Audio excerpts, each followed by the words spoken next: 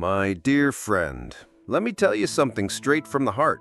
Getting old is like living in a comedy show that no one warned us about. The punchlines hit you at midnight, usually when you're running for the bathroom half asleep, bumping into the wall, and praying you don't stub your toe. Ah yes, nighttime trips to the toilet. The grand old tradition of senior living. Now, let me set the stage. I'm 80 years old, which means I've been around long enough to know that the human body has a twisted sense of humor. The knees squeak louder than an old rocking chair, the back groans when I bend down to pick up a sock, and my bladder? Well, my bladder has developed the personality of a toddler, constantly needing attention at the most inconvenient hours. But here's the thing, my friend, and I want you to listen carefully. If you're getting up more than twice a night to pee, it's not just a quirky part of aging. No, it could be a signal, a warning, a little tap on the shoulder from your body telling you something isn't right. And tonight, I want to share with you everything I've learned, the emotional truth, the medical causes, the personal struggles, and the funny stories that will make you laugh until you nearly spill your tea. Because believe me, I've been through it. And if you've noticed yourself trudging out of bed at 1 a.m., 3 a.m., and again at 5 a.m., then you and I need to talk. This isn't just about comfort. It's about your health, your dignity, and maybe even your safety.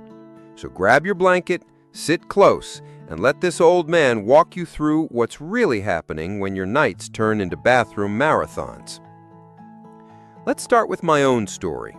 About 15 years ago, when I was in my mid-60s, I noticed I was waking up more often at night. At first, I blamed it on drinking too much tea before bed. You know me, I never could resist a good cup of Earl Grey.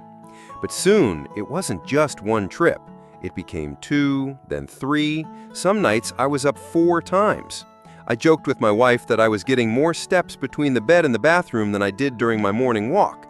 But the truth, it wasn't funny anymore. I was exhausted during the day. My mood was all over the place. And don't even ask about my memory. When you spend your nights half awake, you start forgetting things, important things, like the time I put the salt in my coffee and nearly gagged at breakfast. That's when I realized something deeper was going on. And that's the first point I want to share with you. Frequent nighttime urination, or what the doctors like to call nocturia, isn't just about inconvenience. It's about your overall health. So why does it happen? Well, buckle up, friend, because there are quite a few culprits, and as I go through them, I'll weave in my own blunders, some humor, and plenty of wisdom. Let's dive in. First, the most obvious suspect, your bladder itself. As we age, the bladder muscle weakens. It simply can't hold as much liquid as it used to. Imagine a once strong leather pouch turning into a flimsy paper bag. That's what happens to many of us. For me, I noticed I couldn't hold it the way I used to. Back in my 40s, I could sit through a 3-hour movie without moving a muscle. At 65, halfway through a film, I'd be sprinting out of the cinema like a kid late for school. If you're waking up often, your bladder may simply be saying, "Sorry, boss, I don't have the same capacity anymore." Now, let's take it a step further. Sometimes it isn't the bladder at all, but the prostate. Ah, yes, the little walnut-sized troublemaker that men like me know all too well. Enlarged prostate, or benign prostatic hyperplasia, is as common as wrinkles after 60. When it grows, it squeezes the urethra and makes it harder for urine to flow freely. That means your bladder doesn't empty completely, and so, guess what? It calls you back again and again through the night. I'll never forget when my doctor first told me my prostate was the culprit.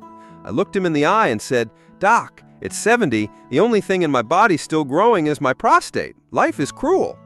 He laughed, but inside, I wasn't. I realized that ignoring it could lead to infections, kidney problems, even accidents. So if you're dealing with this, don't be embarrassed. Get checked. Trust me, your bladder will thank you. But wait, my friend, that's not all. Women, too, face their share of bladder woes. After menopause, estrogen levels drop, and that affects the urinary tract. The tissues become weaker, less elastic, and suddenly you're running to the bathroom more often. Many women shrug it off as just aging, but no, it can be treated, supported, and improved. Now let's talk about a bigger monster hiding in plain sight: heart and kidney issues. I know this sounds dramatic, but listen carefully. Sometimes, nighttime urination isn't just about the bladder. It's about how your body handles fluid. If your heart isn't pumping strongly, fluid builds up in your legs during the day. When you lie down at night, gravity shifts and the kidneys go, "Aha, here's the flood we were waiting for," and you're up every 2 hours emptying it. I had a dear friend, 78 years old, who ignored his frequent bathroom trips. Later, he found out it was an early sign of heart failure. Thank goodness he caught it in time, but it was a close call. That's why I'm telling you, don't assume it's harmless. Another sneaky cause is diabetes. High blood sugar leads to extra urination. When my doctor tested me years ago, he said, "Paul, you're not just sweet on the inside, you've got pre-diabetes." I laughed, but I also listened, because frequent peeing, especially at night, can be your body waving a big red flag.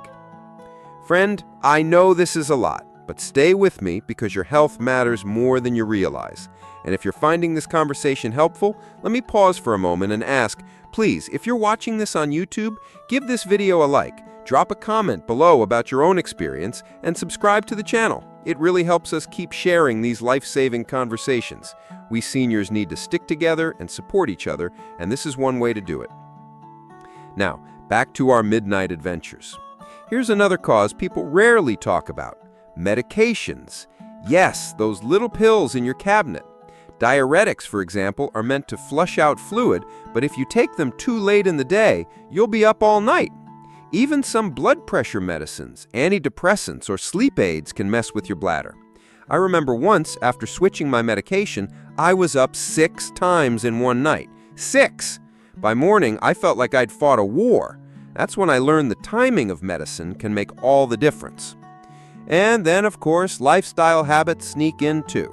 Too much caffeine, too much alcohol, or even drinking a big glass of water right before bed. My wife used to warn me, "Paul, stop sipping tea at 9 p.m. Did I listen? Not always. And the result? I paid the price under the moonlight, stumbling to the bathroom like a zombie. Let me tell you, my friend, this problem isn't just physical. It takes an emotional toll. Sleep deprivation leads to depression, anxiety, and irritability. You wake up tired, grumpy, and less able to enjoy your golden years. For me, it once got so bad that I snapped at my granddaughter just because she was making noise with her toys. The guilt I felt afterwards nearly broke me. That's when I realized this isn't just about peeing. It's about protecting the joy in our lives. And let's not forget the danger of falls. Each nighttime trip is a risk. One wrong step and boom, you're on the floor with a broken hip. I've lost 2 friends that way. They didn't die from the fall itself, but from the complications afterwards. That's why I now keep a soft nightlight glowing in the hallway. It's not just for convenience, it's for survival. Now, let's move from the problems to the solutions. Because what good is an old man's rambling if he doesn't leave you with a little light at the end of the tunnel? Yes, getting up more than twice at night is frustrating, but there are ways to manage it. Ways that can give you back your sleep, your peace, and your mornings without raccoon eyes from exhaustion. First, let's talk about timing your fluids. I learned this the hard way. For years, I'd guzzle a big glass of water right before bed, thinking I was flushing my system. Nonsense. All I was flushing was my rest. My doctor finally said, "Paul, stop drinking 2 hours before bedtime." And you know what? It worked. These days, I hydrate more in the morning and afternoon, and I ease up when the evening rolls around. Simple changes, big results. Next, mind what you're drinking. Caffeine and alcohol are bladder bullies. Coffee, tea, soda, even chocolate, they all irritate the bladder. And alcohol, it's a double troublemaker.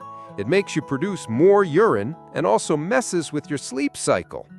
I once had a nightcap at 10 p.m. and thought I was being clever. At 2 a.m., I was wide awake, grumbling in the bathroom, regretting every sip. Lesson learned, save the indulgence for earlier in the day. Now, let's address the elephant in the room: exercise. Don't groan, my friend. I'm not asking you to run a marathon, but light movement, like walking or even gentle stretching, helps the body balance fluids. During the day, your legs swell with fluid if you're sitting too much, but walking helps pump that fluid back into circulation so your kidneys can process it before bedtime. I call my daily walks nature's diuretic, and at 80, I'm not chasing after buses anymore. I'm just strolling, breathing, and giving my body a chance to reset. There's also something called leg elevation. Yes, it sounds like yoga for seniors, but it's simple. Before bed, I put my legs up on a couple of pillows for 20 minutes. It helps shift the extra fluid out of the legs while I'm still awake, so my kidneys do their job before I tuck in. My granddaughter caught me once lying there with my legs up and asked, "Grandpa, are you practicing being a candle?" I laughed so hard I nearly fell off the bed. Diet matters too. Too much salt leads to fluid retention. When you cut back, your body doesn't hang on to as much water, which means fewer trips at night. I used to sprinkle salt like it was fairy dust on everything. Then my doctor sat me down and explained how sodium affects the heart, kidneys, and yes, the bladder. These days, I flavor my food with herbs, garlic, and lemon. Healthier and tastier. Who knew? Now, let's not shy away from the medical side. Sometimes, lifestyle changes aren't enough, and that's when doctors can step in. For men with prostate issues, there are medications and even simple procedures that can help. For women dealing with postmenopausal bladder changes, hormone therapy may make a difference. There are also medications that help the bladder hold more or reduce nighttime urine production. Don't be embarrassed to ask. We seniors earn the right to advocate for ourselves. After all, we've been through wars, heartbreaks, and raising teenagers. Talking about peeing, that's nothing compared to all that. Here's another personal story for you. A few years ago, my doctor suggested I do a sleep study.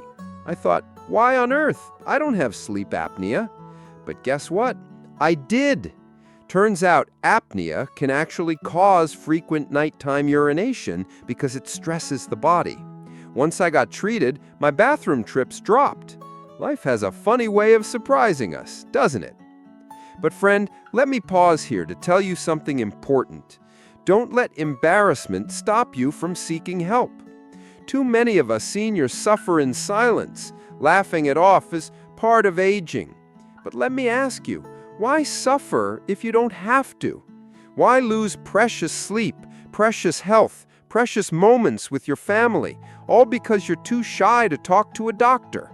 Take it from an old man who once kept quiet for too long, it's not worth it. Speak up.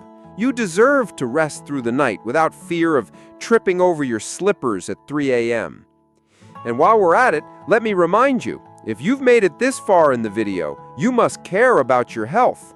So don't forget, hit that like button, leave a comment about your own experience, and subscribe to the channel. Not only will you help this old man keep sharing stories, but you'll also be part of a community that looks out for each other. And believe me, we seniors need that more than ever. Now, let's circle back to something we touched on earlier, the emotional side. I cannot overstate how draining it is to live with disrupted sleep. Sleep is our fountain of youth, our body's repair shop. Without it, everything falls apart. Memory, mood, immunity, even our lifespan. I went through a period where I was so sleep-deprived that I forgot my daughter's birthday. Can you imagine? The guilt nearly crushed me. That was my wake-up call, pun intended, that I needed to fix my nights. So if you're struggling, know this. It's not just about peeing. It's about protecting your mind, your relationships, and your independence. Because let me tell you, nothing makes you feel older than stumbling around in the dark like a half-broken toy robot. But you know what? There's hope. I stand here, or rather sit here at 80, telling you that with changes, with help, with support, you can reclaim your nights. These days, I usually get up only once, maybe twice on a bad night. That may not sound like much, but compared to the 4 or 5 times I used to, it's a blessing. I wake up with more energy, I smile more, I laugh more, and when my grandkids come running through the door, I'm not too tired to chase them. Well, at least for a few steps before I let them win. Now let's talk safety before I wrap this up. If you're still dealing with nighttime trips, make your home fall-proof. Keep a light in the hallway, clear the floor of rugs and clutter, wear slippers with grip. Keep your phone nearby in case you need help. We don't always think of these things until it's too late, but a little preparation can save your life. Finally, friend, let me leave you with this. Getting older is a privilege denied to many. And yes, it comes with challenges, like bladders that have their minds of their own. But it also comes with wisdom, with stories, with the chance to guide others. Don't see your nighttime bathroom trips as just annoyances. See them as signals from your body, signals that you can act on, improve, and learn from. If you're getting up more than twice at night to pee, don't ignore it. Look at your habits, check your medications, talk to your doctor, and protect your sleep like the treasure it is. Life is too short, and these golden years should be filled with laughter, peace, and deep, uninterrupted rest. So, my dear friend, take this old man's advice to heart. Listen to your body, cherish your health, and don't be afraid to seek help. Because one day you'll be 82, sitting where I am, telling someone else these same stories. And when you do, you'll realize that every trip to the bathroom at night wasn't just an inconvenience, it was a reminder to take care of yourself. Now, let's both raise a glass of water, but not too late in the evening, and toast to better nights, healthier days, and the wisdom that only comes with age.